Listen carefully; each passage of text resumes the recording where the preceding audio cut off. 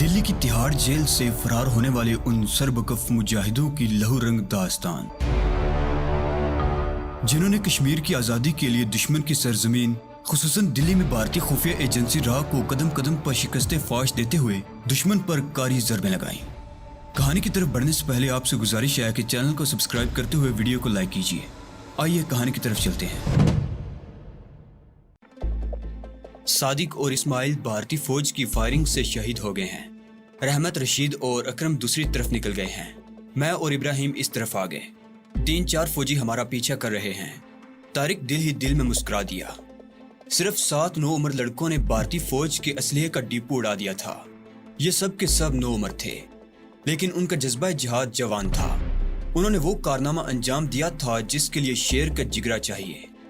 तारिक ये सोचे बगैर नहीं रह सका था कि इस कौम को ताकत के बलबूते पर गुलाम बनाकर रखा जा सकता है, जिसके 9 उम्र लड़के भी सर पर कफन बांधे आतिशे नमरूद में कूद पड़ने को हर वक्त तैयार रहते हैं। उसे फख्र था कि ये उसकी कौम के बच्चे थे। तुम लोग यहीं रुको, मैं बाहर जा रहा हूँ। तारिक दरवाजे की तरफ लपका। मैं भी आपके साथ चलूंगा, फजल ने कहा। उसके हाथ में खंजर था।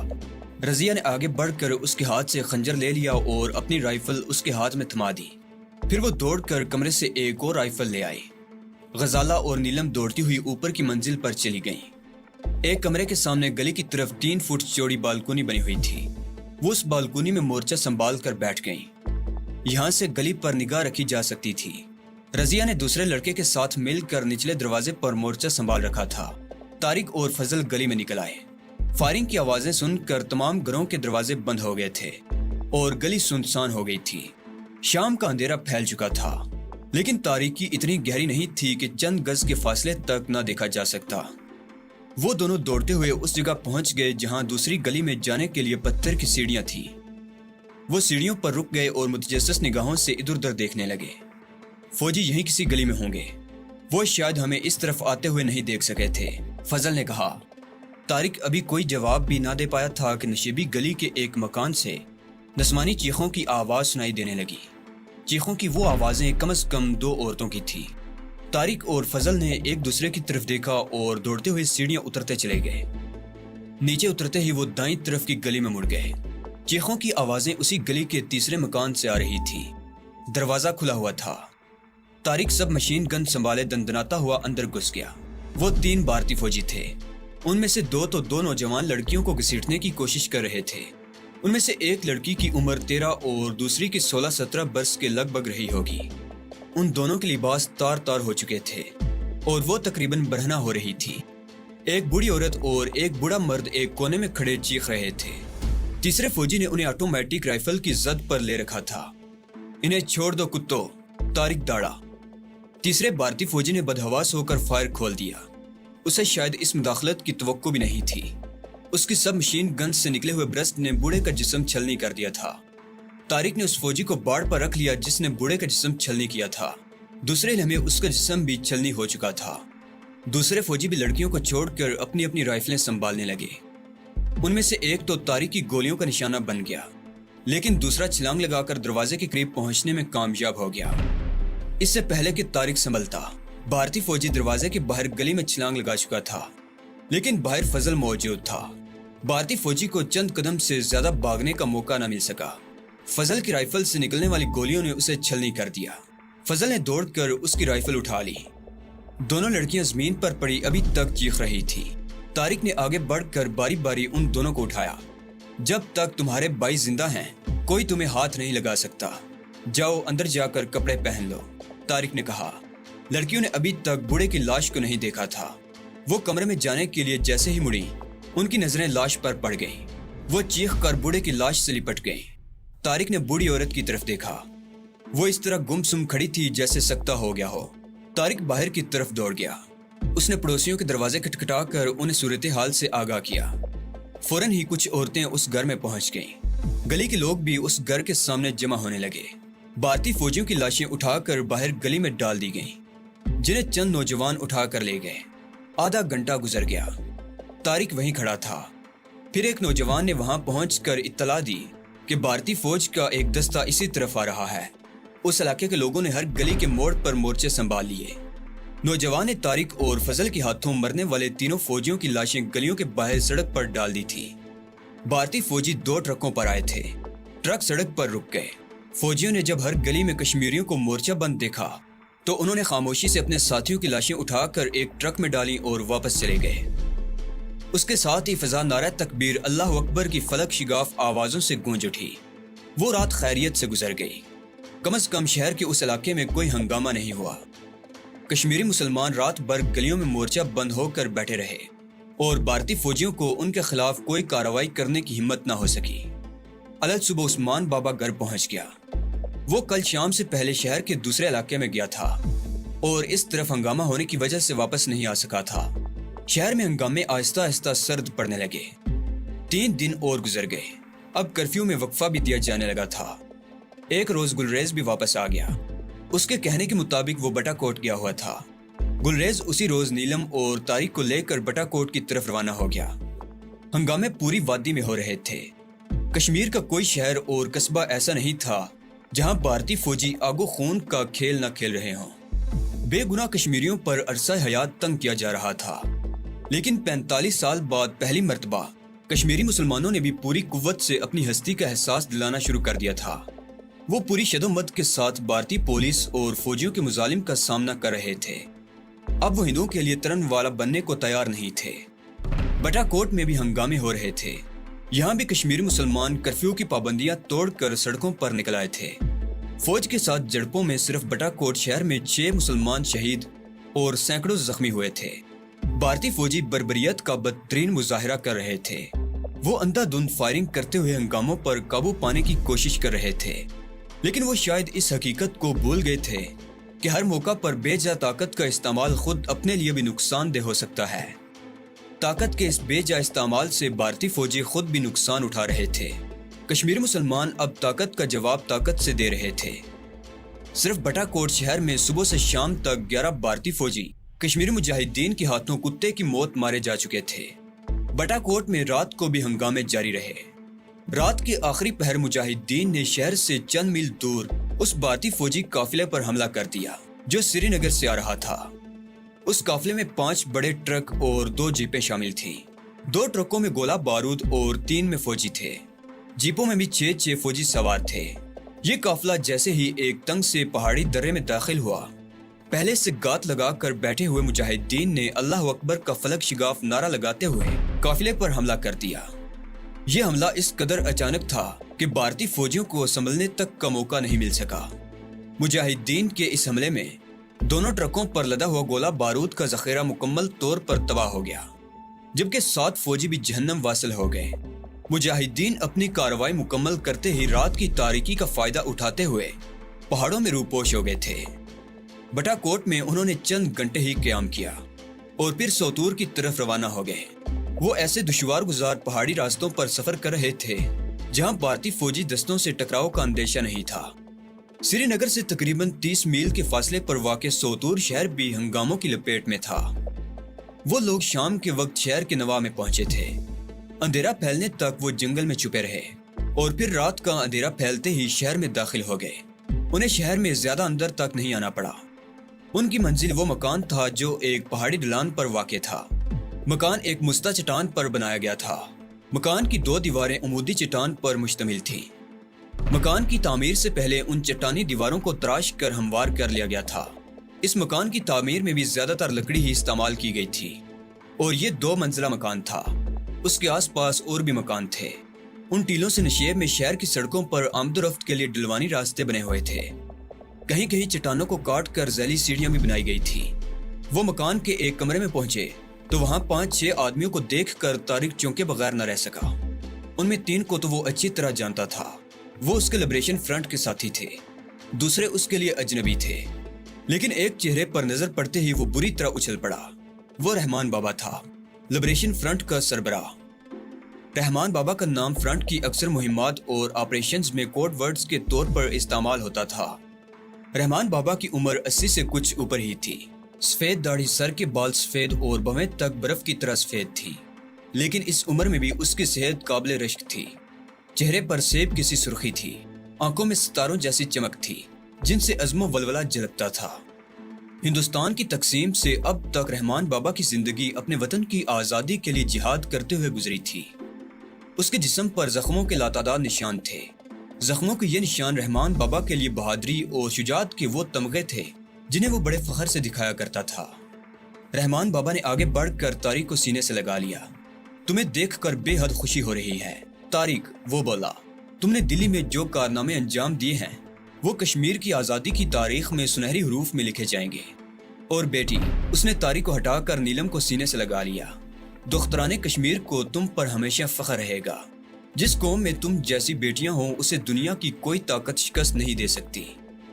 کمرے میں موجود دوسرے مجاہدین نے بھی طارق سے بڑی گرمجوشی سے معانقہ کیا اور نیلم کے سر پر ہاتھ پھیرا۔ اودم پور میں تم دونوں نے فوجی چوکی جس طرح تباہ کی تھی وہ قابل تعریف ہے۔ ایک مجاہد نے باری باری دونوں کی طرف دیکھتے ہوئے کہا۔ طارق اور نیلم خاموش رہے۔ اس دوران قہوہ آ گیا اور وہ لوگ قہوے کی چسکیاں لیتے ہوئے تازہ ترین صورتحال پر گفتگو کرنے لگے، اور آخر کار 10 بجے کے قریب یہ ملاقات ختم ہو گئی۔ رحمان بابا نے ان تمام مجاہدین کو صبح 8 بجے اسی مکان میں طلب کر لیا تھا تاکہ آئندہ کے لیے لائحہ عمل تیار کیا جا سکے۔ طارق اور نیلم کے لیے اسی مکان میں رات گزارنے کا انتظام کیا گیا تھا۔ رحمان بابا بھی یہی تھا۔ رات کے کھانے کے بعد وہ ایک اندرونی کمرے میں آ گئے۔ ان کا میزبان طاہر علی بھی ان کے ساتھ تھا۔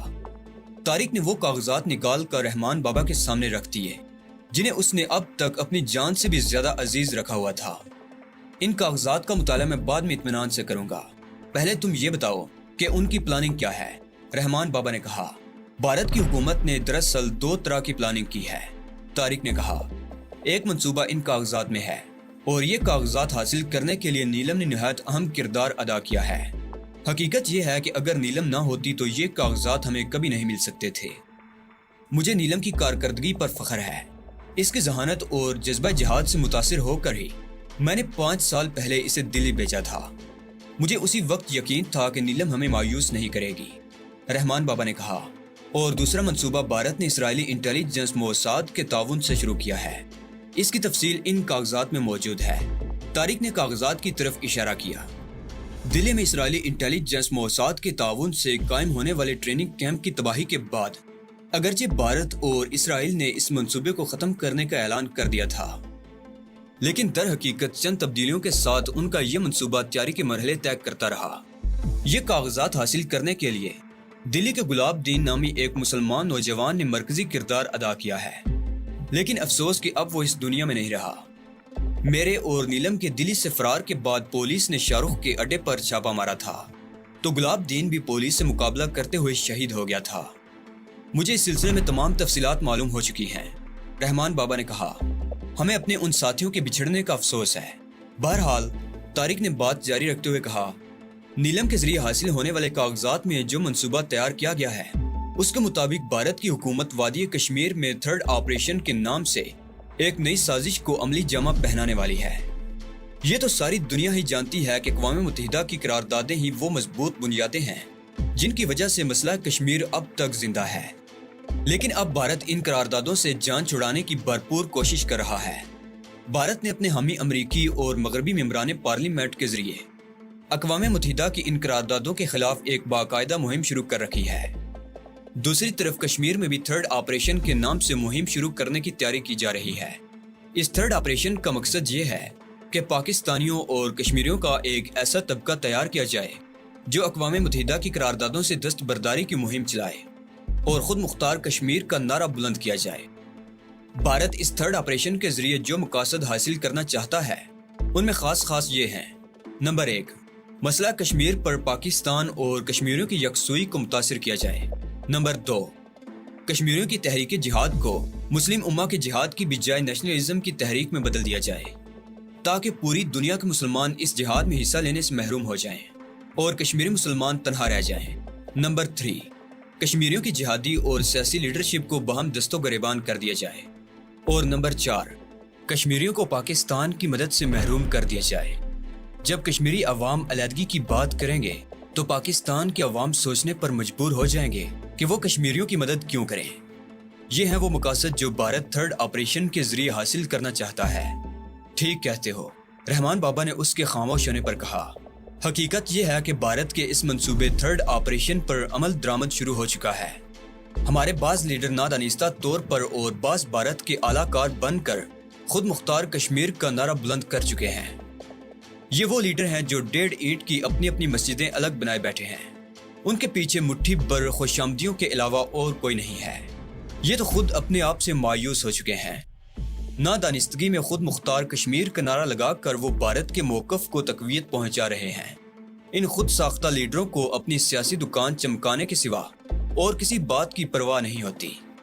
انہیں نہ کشمیر سے کوئی ہمدردی ہے اور نہ کشمیریوں سے۔ ایک نام نہاد لیڈر نے تو یہاں تک کہہ دیا ہے کہ کشمیر کو کم از کم 5 سال تک کے لیے اقوام متحدہ کے زیر انتظام کر دیا جائے۔ لیکن میں سمجھتا ہوں کہ اگر اقوام متحدہ کی قراردادوں سے انحراف کیا گیا تو کشمیر کا مسئلہ کبھی نہ حل ہو سکے گا۔ جو قومیں اپنے حق کے لیے لڑنا مرنا اور دشمن کے سامنے ڈٹ جانا نہیں جانتی، وہ آزادی کے چراغ کو کبھی روشن نہیں رکھ سکتی۔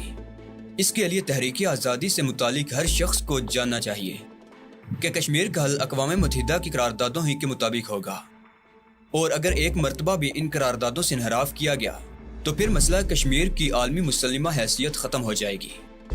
آپ ٹھیک کہتے ہیں رحمان بابا، طارق نے اس کے خاموش ہونے پر کہا۔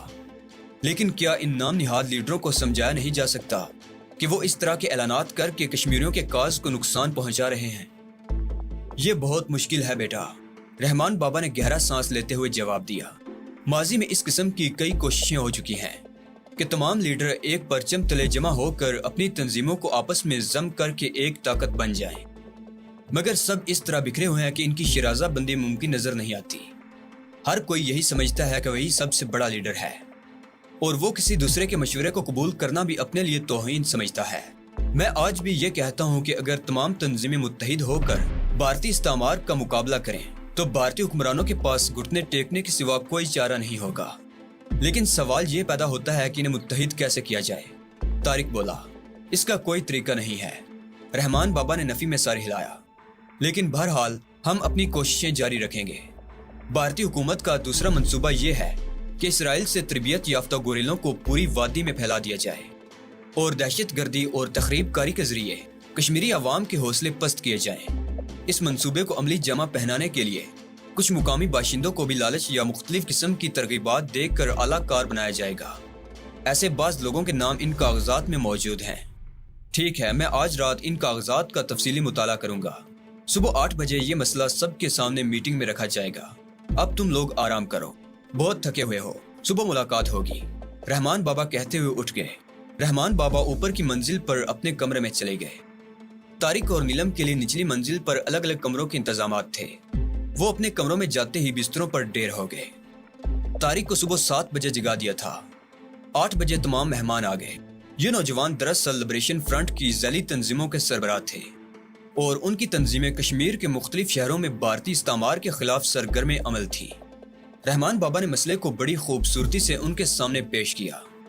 ان میں کافی دیر تک بحث ہوتی رہی، اور آخر کار یہ طے پایا کہ تمام تنظیموں کے لیڈروں سے ایک بار پھر مذاکرات کر کے انہیں متحد کرنے کی کوشش کی جائے، اور اگر اس مقصد میں کامیابی نہ ہو تو لبریشن فرنٹ اپنے پروگرام پر عمل جاری رکھے۔